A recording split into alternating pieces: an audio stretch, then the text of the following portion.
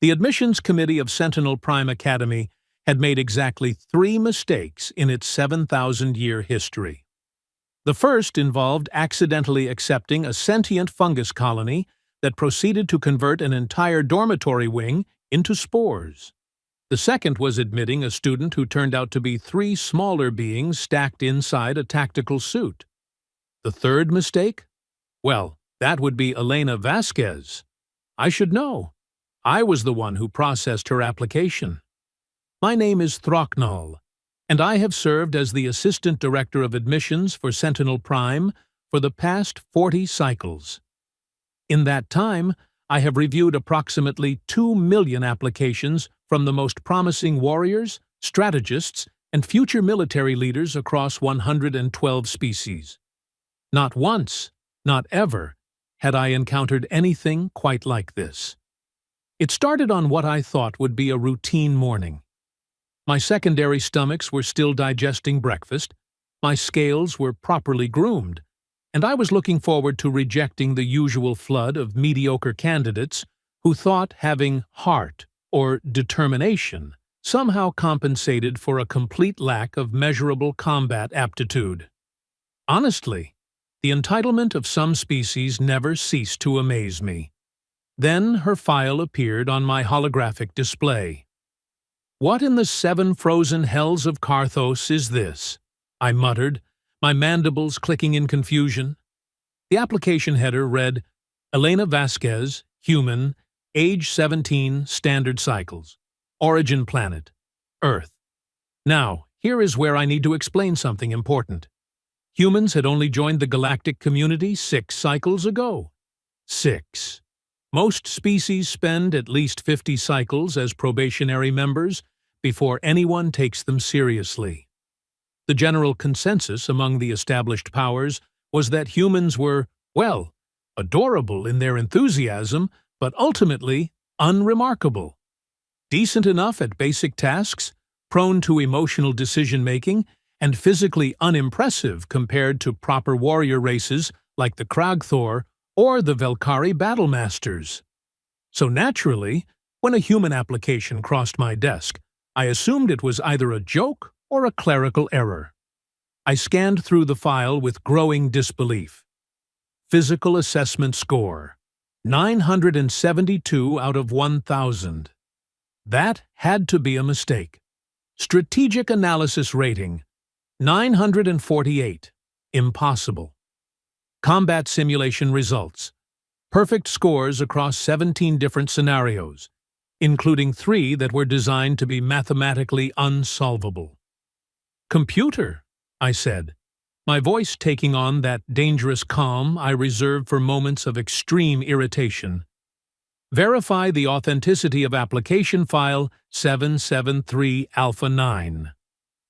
"All data verified and cross-referenced," the computer replied in its maddeningly cheerful tone. "No errors detected." I leaned back in my chair, which creaked under my bulk. Either this human had somehow hacked our systems, or something truly bizarre was happening. Neither option was particularly comforting. What really caught my attention, though, was the personal statement.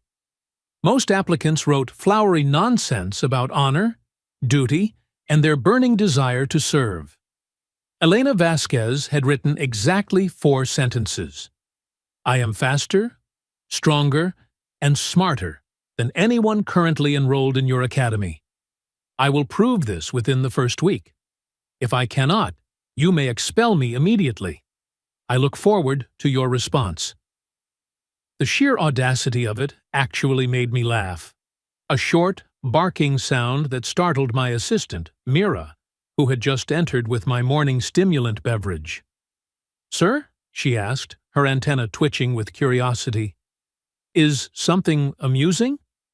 "Either amusing or deeply concerning," I replied. "Look at this." Mira glanced at the holographic display, her compound eyes widening. "A human. Sir, with all respect, humans are barely classified as combat capable. Their bone density is laughable. Their reaction times are adequate at best, and they have almost no natural weaponry. Why would we even consider this? That is an excellent question, I said slowly, which is precisely why I am going to approve this application. Mira's antenna went completely rigid. Sir? Think about it, I said, warming to the idea. If this human is fraudulent, we expose a serious security breach in our application system. If she is genuine but fails spectacularly, it serves as an excellent object lesson for other overconfident applicants. And if, by some miracle, she actually possesses these abilities, well, then we have discovered something remarkable. The other instructors will never allow it, Mira warned. Commander Vexkoth, in particular, has been vocal about maintaining standards. Commander Vexkoth, I said with no small amount of pleasure, can file a formal complaint with my secondary posterior orifice. I am approving this application. Prepare the acceptance notification.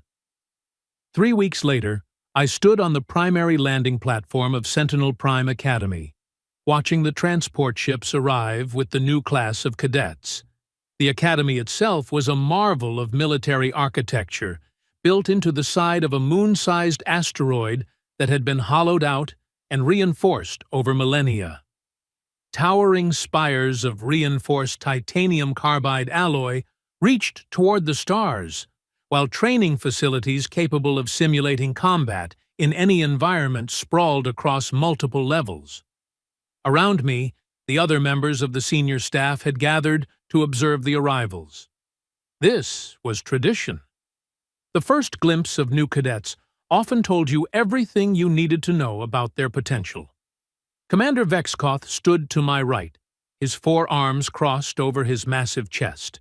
He was a Kragthor, one of the most feared warrior races in the known galaxy.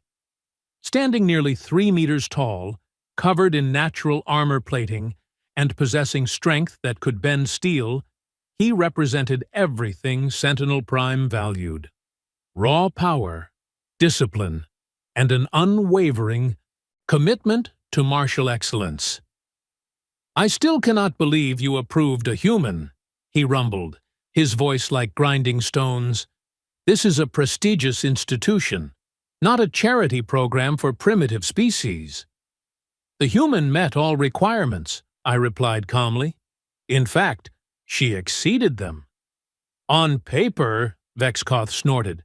Let us see how she performs when facing real challenges. The first transports were landing now. I watched as cadets from dozens of species disembarked. There were Velkari battle masters, their crystalline exoskeletons glinting in the station's artificial light. A group of Thorian berserkers bounded out, their 6 legs carrying them in powerful leaps. Even a pair of rare silicate tacticians floated down the ramps, their bodies composed of living stone that rearranged itself with each movement. And then I saw her. Elena Vasquez was, in a word, underwhelming. At least, that is what everyone around me clearly thought.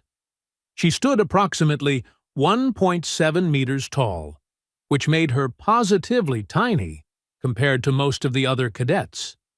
Her frame appeared delicate, with none of the obvious musculature or natural weapons that typically indicated combat capability. She had brown skin, dark hair pulled back in a simple tail, and eyes that seemed to take in everything around her with an unsettling intensity. She wore standard human civilian clothing, simple dark pants and a fitted jacket that did nothing to make her appear more impressive. Where other cadets carried themselves with obvious pride and aggression, she simply walked down the ramp with her hands in her pockets, looking around with what could only be described as mild interest. "That is her?" Vexkoth said, his tone dripping with disdain. "That fragile little thing? Throcknall, you have wasted everyone's time." "Perhaps," I murmured, but something about the way she moved caught my attention. It was subtle. She did not swagger or posture like the others. Instead, she moved with an economy of motion that suggested perfect awareness of her body in space. Every step was precisely placed. Every movement was efficient. And those eyes. They were constantly moving, cataloging everything and everyone around her. The orientation assembly was held in the Grand Amphitheater, a massive space that could hold 10,000 beings comfortably. The new cadets filed in, finding seats according to species groupings. This was not official policy, but it always happened. Beings naturally gravitated toward their own kind. Elena Vasquez sat alone. I watched from the observation platform as Commandant Zirnal, the head of the academy, gave her traditional welcome speech. It was the same speech I had heard 40 times, emphasizing duty, sacrifice, and the supreme importance of excellence. The cadets listened with varying degrees of attention. Elena, I noticed, was not listening at all. She was watching the other students. After the assembly, the cadets were dismissed to their assigned dormitories. This was always a chaotic process. Hundreds of young warriors from different species, all convinced of their own superiority, forced to navigate shared spaces. Conflicts were inevitable. I had a feeling this year would be particularly interesting. The first incident occurred less than 6 hours after arrival. I was in my office, reviewing the final class schedules, when my communication panel chimed urgently. It was Vexkoth, and he sounded almost gleeful. "Throcknall," he said, "you should come to Training Hall 7 immediately. Your human is about to learn a valuable lesson." I arrived at the training hall to find a crowd of cadets gathered in a circle. This was never a good sign. In the center of the circle stood Elena Vasquez, facing off against 3 Kragthor cadets. Each of them was easily twice her size, with the kind of natural weaponry that had made their species feared across a dozen star systems. The largest of the 3, a young male named Gormak, was addressing her with the kind of condescending tone that immediately made my secondary hearts sink. "You should not be here, human," he said, his massive fists clenching and unclenching. "This academy is for warriors, not fragile little prey animals. Perhaps you should return to your homeworld before you get hurt." Elena tilted her head slightly, her expression completely neutral. "I appreciate your concern," she said, her voice carrying surprising clarity across the hall. "But I am exactly where I belong." "Then prove it," Gormak growled. "Fight me, right now. When I break you, perhaps the admissions committee will realize their mistake." This was the moment. I should have intervened. Academy regulations clearly prohibited unauthorized combat between cadets. But something made me hesitate. Maybe it was curiosity. Maybe it was the same instinct that had made me approve her application in the first place. Elena looked around at the gathered crowd, then back at Gormak. "Okay," she said simply, "but let us make this interesting. All 3 of you at once." The hall erupted in shocked murmurs. Even Vexkoth looked surprised. Gormak's 2 companions, Threk and Vulkar, moved to flank her. The 3 Kragthor now formed a triangle around the small human, their combined mass easily 10 times hers. To any reasonable observer, this was about to be a massacre. "Whenever you are ready," Elena said, dropping into a loose stance that looked almost casual. Gormak struck first. He was fast for his species, his armored fist blurring forward in a strike that could have shattered reinforced concrete. Elena was not there. She had moved, but I had not seen her move. One moment she was in front of him, the next she was beside him, and his fist was hitting empty air. Before he could recover, Elena kicked him. Not in the legs or the body where his armor was thickest, but behind the knee joint where Kragthor anatomy included a small, vulnerable gap. It was such a specific target that it suggested detailed knowledge of their physiology. Gormak stumbled, more from surprise than actual pain. His companions rushed in immediately. Threk swung a massive backhand that should have caught Elena in the ribs. Instead, she dropped low, so low that her hand touched the ground, and his arm passed over her. While she was down there, she swept his legs out from under him with a kick that somehow generated enough force to topple his massive frame. Vulkar, learning from his companion's mistakes, did not commit to a single strike. Instead, he grabbed for her, his forearms spreading wide to limit her options for escape. It was actually a smart tactical choice. Contain the fast opponent, use superior strength to end the fight. Elena let him grab her. For just a split second, Vulkar's face showed triumph. Then Elena twisted, her entire body spiraling in a way that seemed to defy basic physics, and suddenly she was behind him, with one of his arms locked in a position that made him roar in pain. She rode his back as he thrashed, maintaining the lock with seemingly no effort until he was forced to tap the ground in submission. The entire exchange had taken perhaps 15 seconds. Gormak and Threk were back on their feet now, and the looks on their faces had changed from condescension to genuine anger. They came at her together, coordinating their attacks in a way that showed actual combat training. What happened next was difficult to describe. Elena moved between them like water flowing through cracks in stone. Every strike they threw found empty air. Every grab closed on nothing. And in the spaces between their attacks, she struck back. Never full power. Never attempting to seriously injure. Just precise, technical strikes to nerve clusters, joint vulnerabilities, and pressure points that made them stumble, falter, and eventually slow. It ended with all three Kragthor on the ground, breathing heavily, while Elena stood in the center of the circle, looking completely unbothered. She was not even breathing hard. The hall was absolutely silent. Elena looked around at the gathered crowd, her expression still neutral. "Anyone else want to help me prove I do not belong here?" she asked. No one answered. She nodded once, then walked toward the exit.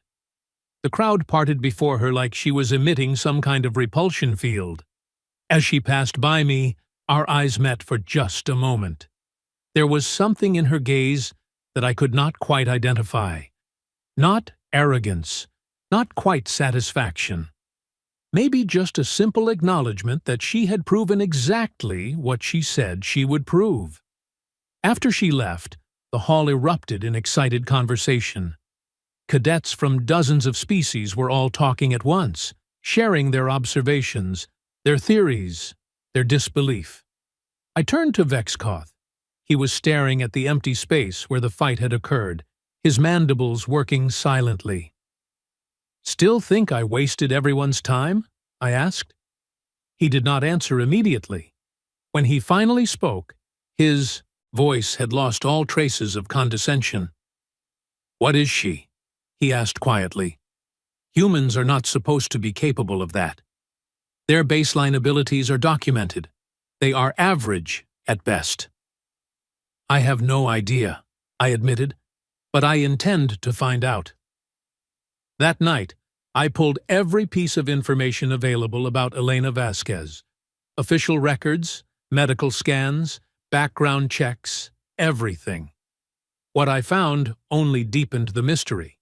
She had grown up in a mid-sized settlement on Earth called Sacramento. Her parents were both civilians with no military background. She had attended standard human educational facilities and participated in normal social activities. Nothing in her background suggested anything exceptional. But then I found something interesting. 3 years ago, she had been involved in some kind of accident. The details were sealed under medical privacy protocols, but the little information available indicated she had suffered severe injuries. The prognosis had been poor. 6 months after the accident, she had completely recovered. more than recovered. That was when she started showing the abilities that had eventually led to her applying to Sentinel Prime. I was still reviewing the files when my door chimed. "Enter," I called out. Elena Vasquez walked in. She looked exactly as composed as she had during the fight, showing no signs of nervousness or uncertainty, despite being in the office of a senior academy official. "Cadet Vasquez," I said, gesturing to the chair across from my desk. "I was not expecting you." "I wanted to apologize," she said, sitting down with that same efficient economy of movement. "The fight was unauthorized. I should not have engaged." "You were provoked," I pointed out, "and technically, you did not throw the first strike." "Still," she said, "it was not how I wanted to start my time here." We sat in silence for a moment. I studied her, trying to reconcile what I had seen with what I knew about human capabilities. Finally, I decided on direct approach. "What are you?" I asked. She did not seem surprised by the question. "I am human," she said simply. "Humans do not move like that. Humans do not possess that level of strength or speed or combat awareness." "Most humans do not," she agreed. "But I am not most humans." "The accident," I said, watching her face carefully. 3 years ago. What happened?" Her expression did not change, but something flickered in her eyes. "I died," she said, matter-of-factly. For approximately 4 minutes my heart stopped beating. When they brought me back, I was different. Different how? She considered the question. Everything that makes humans weak, all the biological limitations and inefficiencies, they were gone. My neural pathways optimized themselves. My muscle density increased without adding bulk. My sensory processing accelerated. I did not become something other than human. I just became what humans could be if evolution had another 1,000,000 years to work with. Sat back in my chair, trying to process this.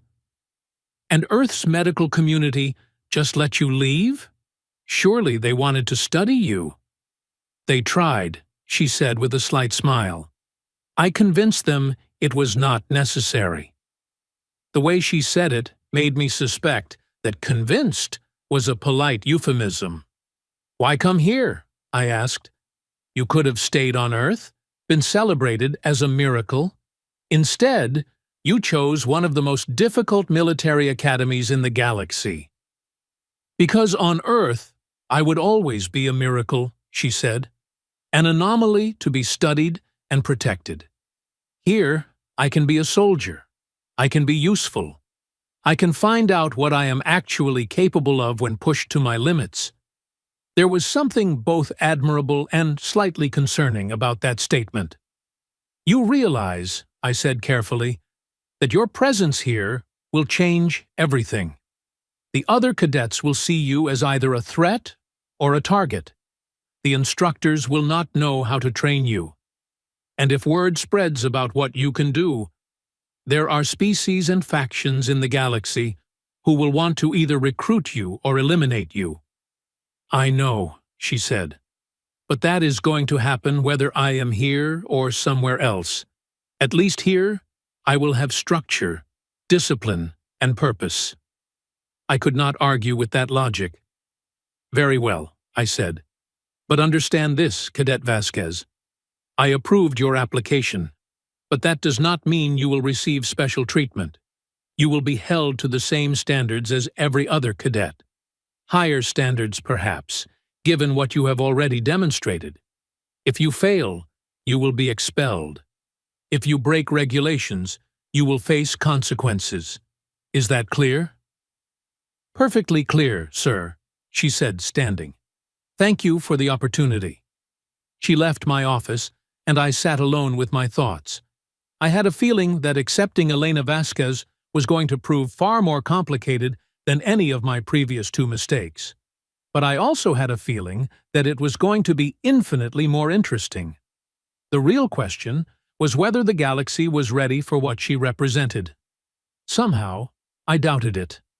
The following morning brought what I can only describe as controlled pandemonium.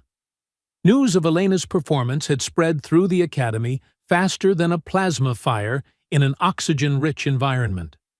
By breakfast, every single cadet knew about the human who had taken down 3 Kragthor warriors without breaking a sweat. I watched the cafeteria feeds from my office, observing the social dynamics shift in real time. Some cadets gave Elena a wide berth, clearly intimidated. Others watched her with calculating eyes, already planning their own challenges. A few, the smarter ones, seemed to be considering the advantages of having her as an ally rather than an enemy. Elena herself appeared oblivious to all the attention. She sat alone at a corner table, methodically working through her meal while reading something on a datapad. The isolation did not seem to bother her in the slightest. "She is going to be a problem," Vexkoth said from behind me. I had not heard him enter, which was impressive given his size. The other cadets will not tolerate someone so far above their level. It disrupts the natural hierarchy. "Then perhaps they should work harder to match her level," I replied without turning around. "You know, it does not work that way," he said, moving to stand beside me. "She is an anomaly. Anomalies create instability, and instability in a military academy leads to incidents." "What do you suggest? Expel her for being too competent?" "I suggest we test her properly," Vexkoth said, his tone thoughtful. "Place her in the advanced combat scenarios immediately. Skip the standard progression. If she is truly as capable as she appears, she will adapt. If not, we will discover her limits quickly." I considered this. It was unorthodox, but then again, so was Elena. "Very well," I said, "but we do this properly. No setting her up to fail. Genuine assessment." "Of course," Vexkoth agreed, though something in his voice made me wonder if we shared the same definition of genuine assessment. The first advanced scenario was scheduled for that afternoon. Standard protocol required cadets to complete at least 6 weeks of basic training before attempting these simulations. But Elena had waived that requirement when I explained the situation. She seemed almost eager for the challenge. The scenario itself was designated Omega-7, and it had a failure rate of 92% among 4th-year cadets. The setup was simple in concept, but brutal in execution. Infiltrate a heavily fortified enemy position, extract a high-value target, and escape while being pursued by numerically superior forces. The simulation included environmental hazards, limited resources, and adaptive enemy AI that learned from cadet tactics. I joined Vexkoth and several other instructors in the observation gallery overlooking the simulation chamber. Below us, the massive space was already transforming, holographic projectors and physical obstacles combining to create a nightmarish urban warfare environment. Crumbling buildings, narrow alleyways, and defensive positions manned by enemy forces stretched across multiple city blocks. Elena entered through the deployment gate, wearing standard Academy combat gear. She had been given a basic energy weapon, a combat knife, and nothing else. No support team, no advanced equipment, no backup plan. "Beginning simulation in 10 seconds, the computer announced. Objective: extract asset gamma from structure 9. Enemy force composition: 47 hostiles. Mixed capabilities. Environmental hazards active. Good luck, cadet." The simulation began. Elena did not move for a full 5 seconds. She simply stood at the deployment point, eyes scanning the environment with that same unsettling intensity I had noticed before. Then, without warning, she sprinted directly toward the heaviest concentration of enemy forces. "What is she doing?" one of the instructors muttered. "That is the exact opposite of stealth protocol." But I was beginning to understand. Elena was not approaching this like a standard infiltration. She was gathering information. The first enemy patrol spotted her almost immediately. 4 holographic soldiers raised their weapons and opened fire. Elena moved like liquid shadow, her body flowing between the incoming fire with movements that seemed to predict where each shot would be before it was fired. She closed the distance in seconds, and then the patrol was down. Not killed. The simulation did not allow for lethal force, but incapacitated so quickly that I had to review the footage to understand what had happened. She had used their own positions against them, forcing them into crossfire situations, redirecting their aim, and exploiting the microsecond delays in their reaction times. It was like watching a master musician play a complex instrument. "She is analyzing the AI patterns," Vexkoth said quietly, "using that first engagement to understand how the enemies will react." He was right. Elena's next 3 encounters were even more efficient. She was learning the simulation's rules and exploiting them with surgical precision. 20 minutes into the 45-minute time limit, she reached Structure 9. The building was surrounded by defensive positions and automated turrets. Standard doctrine required at least a full squad to breach this location. Elena was alone. She spent 2 minutes observing from cover, then did something that made several instructors gasp. She walked directly up to the front entrance and knocked on the door. The enemy AI, not programmed for such an absurd tactic, hesitated for a crucial second. Elena used that second to hack the door control with a device she had apparently constructed from pieces of a disabled turret. The door opened, and she was inside before the confused defenders could respond. What followed was a masterclass in close-quarters combat. The building's interior was a maze of corridors and rooms, each containing multiple hostiles. Elena moved through them like a ghost, using sound, shadow, and the enemy's own momentum against them. She barely used her weapon, instead relying on environmental takedowns and hand-to-hand techniques that exploited every weakness in the simulation's combat system. She located Asset Gamma, a holographic representation of a captured officer, in 12 minutes. Then came the hard part, extraction. The simulation AI, realizing it was losing, deployed its reserve forces. Elena now had to escape through a building filling with enemies while protecting a non-combat asset. The difficulty had just increased exponentially. Elena looked at the holographic officer for a moment, then at the window behind him. She smiled slightly, and I knew we were about to see something interesting. She grabbed a heavy equipment locker and hurled it through the window. The crash brought enemies running from multiple directions.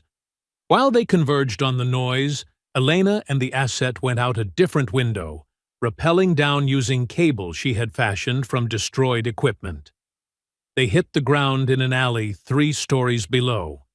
Immediately, enemy forces began closing in from both ends of the narrow passage. Elena was trapped, except she was not trapped. She was exactly where she wanted to be. The alley became a killing zone, but not for Elena. The narrow space meant enemies could only approach in limited numbers. Their own formation became their weakness. Elena positioned the asset behind cover, and then proceeded to demonstrate why humans had earned a reputation, at least in their own history, as persistence hunters. She did not fight to win each engagement. She fought to exhaust, to frustrate, to force mistakes. Every enemy she incapacitated reduced the effectiveness of those remaining. Every second she held that position was a second closer to extraction. The simulation threw everything at her.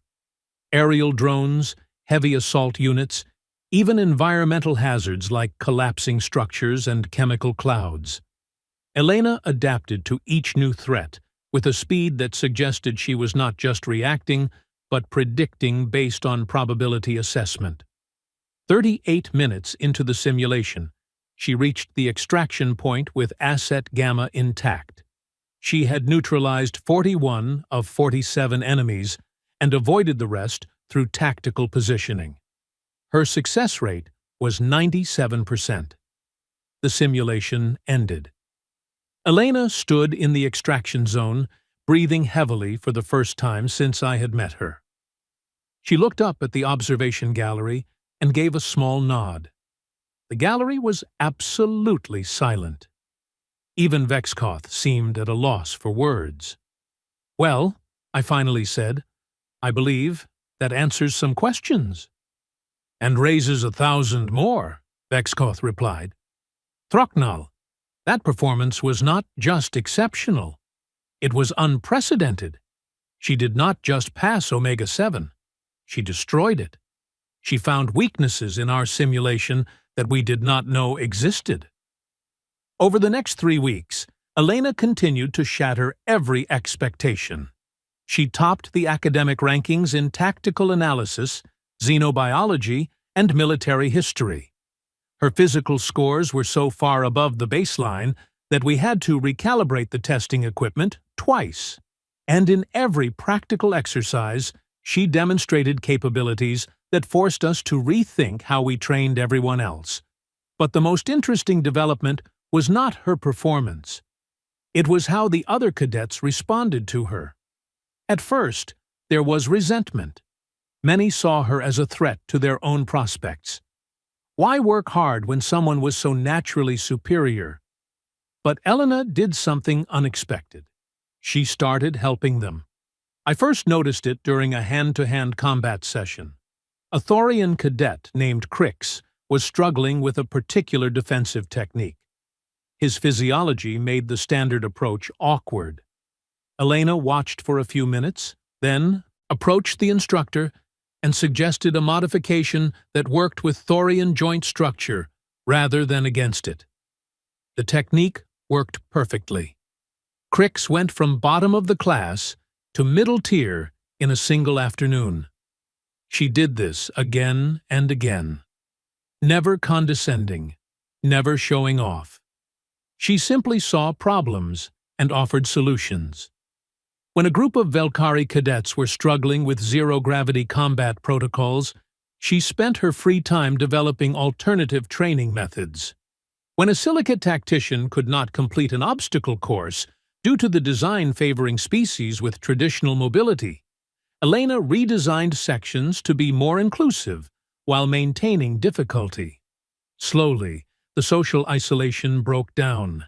Cadets began seeking her advice. Study groups formed around her. She became less of an anomaly and more of an unexpected leader. I watched this transformation with fascination. Elena had not tried to dominate through superiority. She had built bridges through competence and genuine desire to see others succeed. "She is changing the entire dynamic of the academy," Instructor Mylarix observed during a staff meeting. "Cadets are collaborating across species lines in ways we have never seen before. They are sharing techniques, learning from each other's strengths, all because she set the example." "It is remarkable," I agreed, though I suspect it was not her intention. She simply sees inefficiency and works to correct it. Vexkoth, who had been silent for most of the meeting, finally spoke. "There is something you all should know," he said heavily. "I have been contacted by representatives from 3 different military organizations. They have heard rumors about our exceptional human cadet. They are offering substantial incentives for information about her capabilities." The room went cold. This was exactly the scenario I had warned Elena about. "What did you tell them?" I asked carefully. "That all cadet information is confidential, and any attempt to breach that confidentiality would be considered an act of aggression against the Academy," Vexkoth replied. "But they will not stop. She has become too visible, too impressive. Eventually, someone will make a move." "Then we need to prepare her," Instructor Mylarix said. She needs to understand the political implications of her existence. I had that conversation with Elena 2 days later. We met in a secure briefing room, just the two of us. "You are aware that your performance has attracted outside attention," I said without preamble. "I assumed it would," Elena replied calmly. "Exceptional capability always draws interest from those who want to exploit it. These are not academic institutions or research facilities," I warned. "These are military contractors, intelligence agencies, and in one case, an organization known for acquiring assets through less than legal means. You are telling me I might be kidnapped. I am telling you that people will try." Elena considered. "This? What do you suggest?" "Complete your training here, but keep a lower profile. Stop volunteering for the most difficult scenarios. Stop helping every struggling cadet. Make yourself less visible." She shook her head. "That defeats the entire purpose of why I came here. I did not come to hide. I came to become the best version of myself and to help others do the same." "Even if it puts you at risk?" "Especially then," she said firmly. "Fear of what others might do cannot dictate how I live. That is not surviving. That is just slow death." I understood her position, but I also understood the reality of galactic politics. "Then we need to change your status," I said. "Currently, you are a cadet, which means limited protections. But if you were to be commissioned as an officer, you would fall under full Academy jurisdiction and treaty protections." "I have only been here for 3 weeks," Elena pointed out. "Standard commissioning requires 4 years of training." "Standard commissioning, yes," I agreed.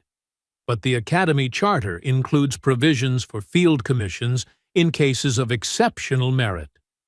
You would still need to complete your education, but your official status would provide legal protections." Elena was quiet for a long moment. "What would that mean practically?" she finally asked. "It would mean you are no longer just a student. You would be an officer of Sentinel Prime Academy with all the responsibilities and protections that entails. It would also mean that any attempt to recruit or abduct you would be considered an act of war against the Academy and its affiliated governments. And the cost? You would be bound to serve the Academy for a minimum of 10 cycles after graduation. You would also be expected to take on additional responsibilities in training and mentoring other cadets." Elena smiled slightly. "So basically formalizing what I am already doing, but with the added benefit of not being kidnapped." "Essentially, yes." "Then I accept." The commissioning ceremony was held 3 days later. It was unprecedented, which seemed to be a theme where Elena was concerned. Every cadet and most of the instructors attended. Word had spread that something historic was happening. Commandant Zirinal presided over the ceremony, her ancient form still radiating authority despite her advanced age. She spoke of merit, sacrifice, and the sacred duty of those who protected the innocent. Then she turned to Elena. "Cadet Vasquez," she said, her voice carrying across the assembled crowd. "You have demonstrated capabilities far beyond your time in service. You have shown not only exceptional skill, but also the character and judgment required of leadership. It is my honor to grant you field commission to the rank of Junior Officer of Sentinel Prime Academy." Elena knelt, and Zirinal placed the officer's insignia on her uniform. When she rose, she was no longer just a cadet. She was part of the Academy's command structure. The assembled crowd erupted in applause. Not polite, ceremonial applause, but genuine enthusiasm. Cadets from dozens of species were cheering for the human who had somehow earned their respect in just 3 weeks. I caught Vexkoth's eye from across the room. He nodded slowly, acknowledgement of a job well done. After the ceremony, I found Elena on one of the exterior observation decks. She was staring out at the stars, her expression thoughtful. "Having second thoughts?" I asked, joining her at the railing. "Not exactly," she said. "Just wondering if I am ready for what comes next." "You faced down 3 Kragthor warriors on your first day," I pointed out. "You destroyed our most difficult simulation. You unified cadets who have been training to see each other as rivals. What could possibly make you doubt your readiness?" "All of that was about individual capability," Elena said. "Now I am responsible for others. That is different. That is heavier." She was right, of course. Leadership was always harder than personal excellence. "Can I tell you something?" I asked. "When I approved your application, I thought I was taking a calculated risk. At best, I expected you to be interesting. At worst, I expected you to be a cautionary tale. I never imagined you would become this." "What is this?" Elena asked. "Hope," I said simply. "You represent something we had forgotten. That limits are often self-imposed. That different does not mean inferior. That excellence can inspire, rather than intimidate. You did not just prove that one human could succeed here. You proved that everyone here could be better than they thought possible." Elena was quiet for a long moment. "That is a lot of pressure," she finally said. "Welcome to leadership," I replied with a laugh. "The pressure never goes away. You just get better at carrying it." We stood in comfortable silence, watching the stars. Somewhere out there were people who wanted to use Elena for their own purposes. Somewhere out there were those who saw her as a threat. But here, in this moment, she was simply a young officer finding her place in the universe. "Sir," Elena said eventually, "thank you for taking the chance on me." "Thank you for proving me right," I replied. "Now get some rest. Tomorrow, we start your actual training." "Actual training? What do you call what I have been doing?" "Orientation," I said with a grin. "The real challenges start now." Elena laughed, a sound I had not heard from her before. It was genuine and warm and utterly human. As I left her there, contemplating the infinite expanse of space, I reflected on how strange the universe could be. We had built Sentinel Prime Academy to forge the greatest warriors, strategists, and leaders from across the known galaxy. We had systems, protocols, and centuries of tradition guiding every decision. And then a single human girl showed up and reminded us that sometimes the greatest achievements come not from following the rules perfectly, but from being brave enough to rewrite them. Elena Vasquez had been accepted by error, or so it seemed. But perhaps the real error would have been missing the opportunity to learn from her. She had not just changed the academy. She had changed how we thought about potential itself. The galaxy was vast, filled with countless species and infinite possibilities. But in that moment, I was certain of one thing. Whatever challenges lay ahead, Sentinel Prime Academy was better prepared to face them because we had taken a chance on one extraordinary human. And really, is that not what education is supposed to be about? Taking chances on the extraordinary, even when it arrives in unexpected packages? 3 months later, Elena led her first training squad through a complex joint operation exercise. Her team included a Kragthor, 2 Velkari, a Thorian, and a Silicate. They moved together with a cohesion that would have been impossible before her arrival. Different species, different capabilities, united by shared purpose and mutual respect. I watched from the observation deck as they completed the mission, with an efficiency rating that broke Academy records. When they emerged from the simulation chamber, They were not celebrating individual glory. They were celebrating together, a true team.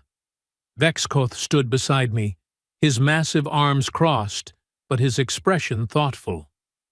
"She really did change everything," he said quietly. "Yes," I agreed, "she did." "Do you think she knows how important she is?" I thought about Elena's consistent humility, her focus on helping others rather than aggrandizing herself. "I think she knows," I said. "But I also think she would say, any of us could have done the same thing if we had been willing to try." And would she be right? That was the question, was it not? Elena Vasquez was exceptional by any measure. But how much of that exceptionalism was innate ability? And how much was simply unwavering determination to be better? "I suppose," I said slowly, "we are all about to find out. She has set a new standard. Now we have to see if everyone else can rise to meet it." Down in the chamber, Elena was talking with her team, analyzing their performance, already planning how to improve next time. Always forward, always growing, always pushing boundaries. The admissions committee of Sentinel Prime Academy had made 3 mistakes in its 7,000-year history. The first 2 had been embarrassments. The third mistake, accepting Elena Vasquez, turned out to be the best decision we ever made. Sometimes the universe has a sense of humor, and sometimes, just sometimes, our errors lead us exactly where we need to go.